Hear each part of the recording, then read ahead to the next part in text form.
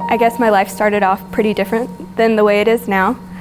I was raised in a Muslim home, and I practiced Islam for 2 decades. When I was 19, everything changed. I experienced a traumatic event, and it led me into a very deep depression.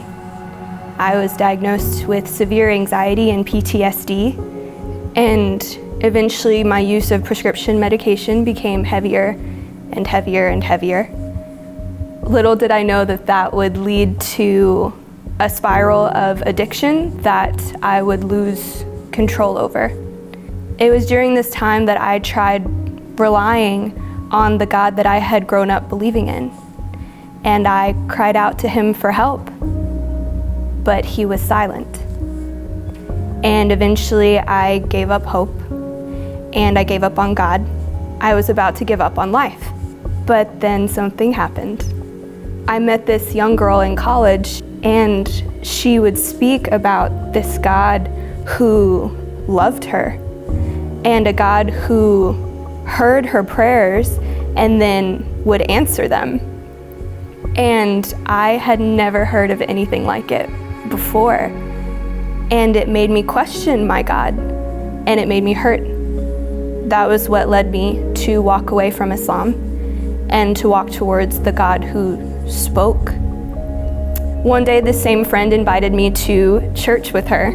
And towards the end, this young woman who I'd never met before walked up to me and asked to pray for me. And towards the end of the prayer, she looked at me and she said, "God wants to do one more thing for you. The pills, you've been bound to them for too long, and he wants to free you from them." And as she spoke a prayer of healing over me, my life completely changed. And that night I went home and I threw out all of my medication, things that I had been taking every day, multiple times a day, for over 7 years. This part isn't very glamorous, but I Googled the word church and looked for churches in my surrounding area.